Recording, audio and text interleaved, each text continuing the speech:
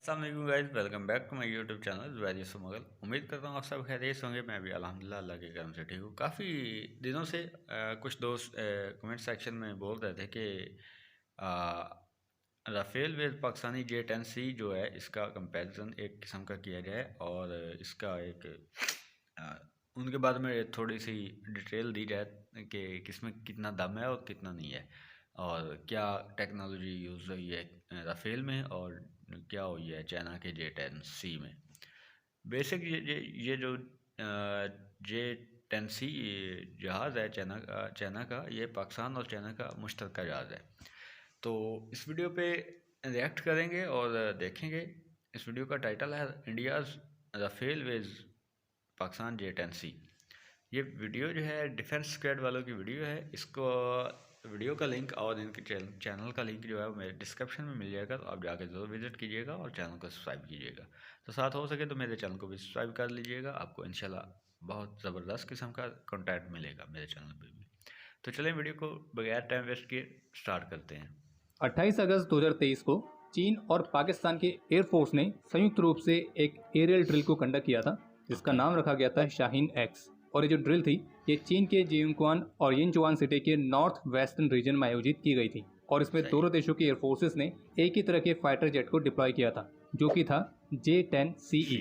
और ये पहली बार था जब पाकिस्तान एयरफोर्स के न्यूली इंडक्टेड J-10CE फाइटर्स किसी जॉइंट एक्सरसाइज का हिस्सा बने थे। लेकिन आप सभी को ध्यान होगा कि जब भारत ने रफाल फाइटर्स खरीदे थे तो उसके बाद से जो हमारा निकम्मा पड़ोसी है पाकिस्तान, वो एकदम से पैनिक मोड में आ गया था। तो जिसके बाद उसने अपने एकमात्र मित्र क्या कहें, ठेकेदार कह देते हैं, अपने एकमात्र ठेकेदार चीन को कांटेक्ट किया इस मामले पर मदद के लिए। और चीन ने पाकिस्तान को ऑफर किए J-10C फाइटर्स, जिन्हें पाकिस्तान ने इंडियन एयरफोर्स के रफाल फाइटर्स के जवाब में इमरजेंसी प्रोक्योरमेंट के तहत किए।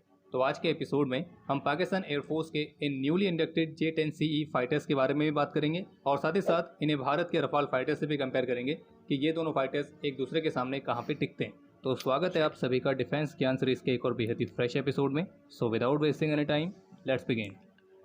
गाइस मैंने पहले वीडियो नहीं देखी, वीडियो मैं आपके साथ ही फर्स्ट टाइम देख रहा हूँ। मुझे ये वीडियो देख के इतना पता चल गया है कि इसमें ये जो राफेल है इसको एक किस्म का इस भाई साहब ने ना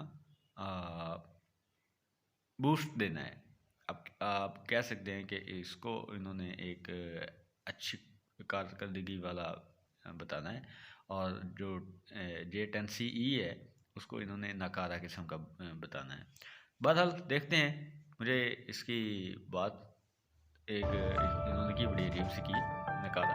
हालांकि ऐसा कुछ भी नहीं होता और ना ही है अल्हम्दुलिल्लाह। अगर इतना नकारा होता तो कब का इंडिया में कुचल देता। सबसे पहली बात इनसे हुआ तो J-10CE, कुछ नहीं है। तो ये J-10 फाइटर का एक्सपोर्ट वेरिएंट है और इसमें जो E लगा हुआ है इसमें E का मतलब भी एक्सपोर्ट है। और ये चीन के J-10A फाइटर का तीसरा इम्प्रूव्ड वेरिएंट है। और इसके साथ एक बड़ा प्रश्न ये उठता है कि पाकिस्तान ने इसे खरीदा क्यों। तो देखिए, जो ये J-10C फाइटर है ये 4.5 जनरेशन की कैटेगरी में आता है और ये चीन द्वारा बनाए गए और पाकिस्तान द्वारा पेंट किए गए 10th जनरेशन का स्पेसशिप यानी कि JF-17 फाइटर की तुलना में कहीं ज़्यादा पावरफुल है।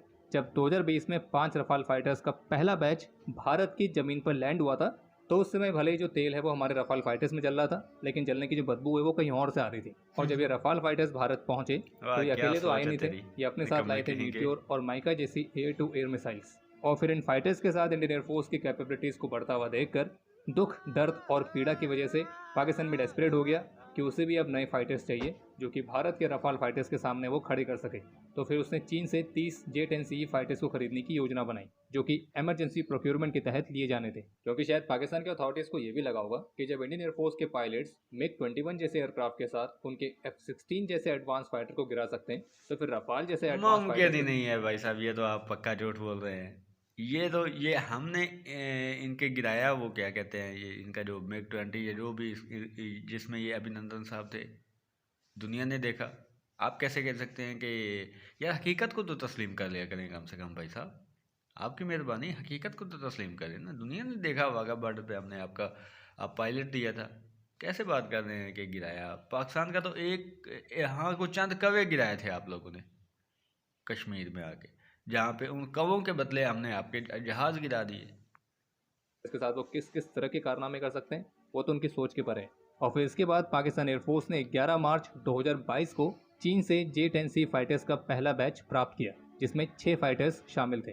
अब चीन दावा तो भले ये करता है कि जो J-10C फाइटर है वो उनका स्वदेशी तौर पर बनाया गया फाइटर जेट है, लेकिन अगर आप इस एयरक्राफ्ट के डेवलपमेंट हिस्ट्री पर ध्यान देंगे तो आप इस बात को रियलाइज़ करेंगे कि चीन के इस J-10C फाइटर में जो टैग लगा हुआ है तो वो असल में इसराइल और रशिया से लिया गया। तो इसलिए बात करते हैं इस J-10CE फाइटर के डेवलपमेंट की। तो चीन के जो ये J-10 सीरीज के फाइटर्स हैं तो इनके डिज़ाइन और कंस्ट्रक्शन का जो कार्यभार है वो चीन की चेंगडू एयरक्राफ्ट कॉरपोरेशन यानी कि CAC ने संभाला हुआ है। इस एयरक्राफ्ट का जो अर्ली डेवलपमेंट था वो काफ़ी स्लो था, लेकिन आज के समय में जो ये J-10 फाइटर्स हैं चीन के सबसे प्रसिद्ध होम ग्रोन फाइटर जेट्स में आते हैं। लेकिन ऐसी कई सारी रिपोर्ट्स भी हैं जो इस बात की संभावना की तरफ पॉइंट आउट करती हैं कि इन J-10 फाइटर के डेवलपमेंट वर्क के दौरान चाइना की CAC और इसराइल एरोस्पेस इंडस्ट्रीज के बीच पॉसिबल पार्टनरशिप हुई है। और कई ऐसी रिपोर्ट्स भी देखी गई हैं जिनमें यह दावा किए जाते हैं कि इसराइल ने अपने 4th जनरेशन फाइटर जेट लवी से संबंधित क्लासिफाइड इंफॉर्मेशन चीन की CAC के साथ शेयर करी थी। लवी इसराइल का एक multi role jet fighter programme था जिसे 1980s के दौरान शुरू किया गया था और ये एक US फंडेड प्रोग्राम था और इसने 1986 में अपनी पहली उड़ान भरी थी और इसके केवल 3 ही प्रोटोटाइप्स बनाए गए थे और US द्वारा इस प्रोग्राम के लिए फंडिंग को सस्पेंड किए जाने के बाद से ये जो प्रोग्राम था ये अपनी प्रोटोटाइप स्टेज से कभी आगे बढ़ ही नहीं पाया।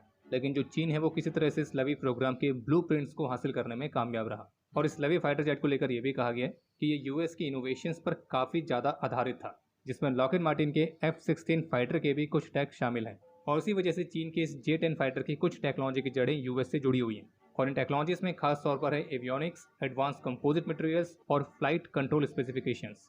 और इसराइल के डिज़ाइन का जो इन्फ्लुएंस है वो आपको J-10 के close coupled canard delta configuration में भी देखने को मिलेगा और इसके अलावा J-10 का large size wing platform, canard और विंग के बीच का डिस्टेंस, तो ऐसे कई सारे ऑब्वियस डिफरेंस हैं लवी और J-10 के बीच में। हालांकि चीन लवी प्रोग्राम के डिज़ाइंस को तो हासिल करने में कामयाब रहा, लेकिन वो लवी में इस्तेमाल होने वाले light weight Pratt and Whitney के PW1120 टर्बोफैन इंजन को इस्तेमाल नहीं कर सका और इसमें बड़े पैमाने पर लाइट वेट कंपोजिट मटेरियल्स को प्रोड्यूस करने की कैपेसिटी की भी कमी थी, जिसके परिणाम स्वरूप चीन को अपने J-10 फाइटर्स के लिए रशिया के AL-31F टर्बोफैन इंजन के साथ जाना पड़ा और इन इंजन्स को इस फाइटर में फिट करने के लिए J-10 के फ्यूजलाज को 2 मीटर तक एक्सटेंड भी करना पड़ा। और बाकी एरोडायनेमिक डिज़ाइंस के अलावा J-10 की जो type 1473 pulse Doppler fire control radar है तो वो भी इसराइल की ELM-2035 डोपलर रडार पर आधारित है और कुछ रिपोर्ट्स दावा करते हैं कि चीन की इस टाइप 1473 रडार की जो डिटेक्शन रेंज है वो करीब 100 से 120 किलोमीटर के आसपास है। लेकिन एक चाइनीज़ एरोस्पेस ऑब्जर्वर और ऑथर एंड्रियस रुपेट द्वारा लिखी गई एक किताब जिसका नाम है modern Chinese war planes, Chinese air force aircraft and units, तो इस किताब के मुताबिक चीन ने अब जो अपने J-10 में अपने स्वदेशी WS-10 सीरीज़ के इंजन को इस्तेमाल किया है तो उन इंजन्स में ऐसे कई सारे इश्यूज़ हैं जिसकी वजह से चीन का ये पूरा J-10 वाला प्रोग्राम ही रुकने वाला था और इसलिए इसको लेकर ये कहा जाता है कि इस बात की पूरी संभावना है कि अभी भी कुछ J-10 फाइटर्स में रशिया के ही AL-31 इंजन्स इस्तेमाल हो रहे हैं। बाकी चीन के स्वदेशी जेट इंजन्स के इश्यूज़ को लेकर ऑलरेडी एक डिटेल वीडियो हमने पहले बनाई है, आप उसके माध्यम से इनके बारे में और भी अधिक जानकारी हासिल कर सकते हैं। और अब बात करते हैं कि J-10CE और रफाल फाइटर्स ये एक दूसरे के सामने कहाँ पे टिकते हैं। हालांकि टेक्निकली देखा जाए तो इन दोनों फाइटर्स के बीच कंपैरिजन नहीं बनता है, लेकिन इन्हें कंपेयर इसलिए किया जा रहा है क्योंकि पाकिस्तान ने ये J-10C फाइटर्स खास तौर पर भारत के रफाल फाइटर्स के कॉम्पिटिटर के तौर पर लिए थे, तो इसी वजह से इनको एक तरह से कंपैरिजन में देखा जा रहा है। तो ये दोनों ही 4.5 जनरेशन के फाइटर्स हैं, लेकिन जो J-10C है वो सिंगल इंजन फाइटर है जबकि रफाल ट्विन इंजन। J-10 को भी वर्तमान समय में केवल 2 देश ऑपरेट कर रहे हैं, एक चीन और दूसरा पाकिस्तान। वहीं रफाल फाइटर को भी वर्तमान समय में करीब 8 देशों के द्वारा ऑपरेट किया जा रहा है।